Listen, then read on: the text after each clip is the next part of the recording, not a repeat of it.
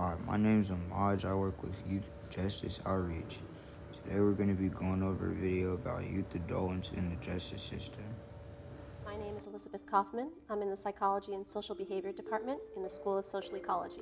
The main focus of my research is on adolescent development, how kids change, how they develop over time, and that really informs or provides the court with a foundation for better understanding how to treat kids within the system. So a lot of my work is on when should kids be tried as adults? Are they competent to stand trial?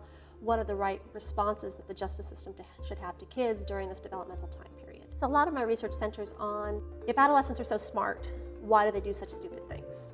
A lot of kids end up making very immature decisions and better trying to understand what that disconnect is.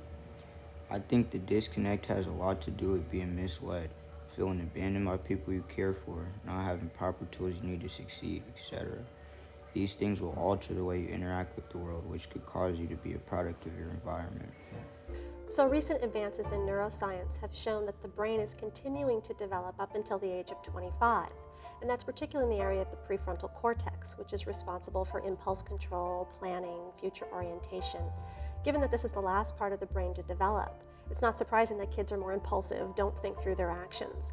And this is important because in the research we've been doing, we've found that kids are much more responsive to rewards than they are to punishments.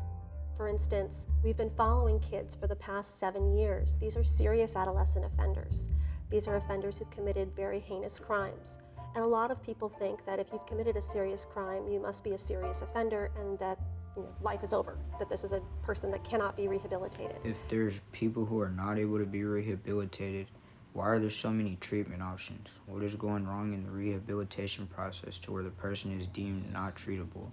The answer to these questions could lead to a solution to guiding the future adults into a new and better path.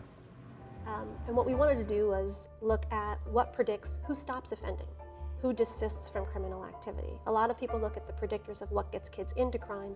Very few people look at what gets kids out of crime. One of the things we know from our findings is that as kids mature, the more likely they are to stop offending.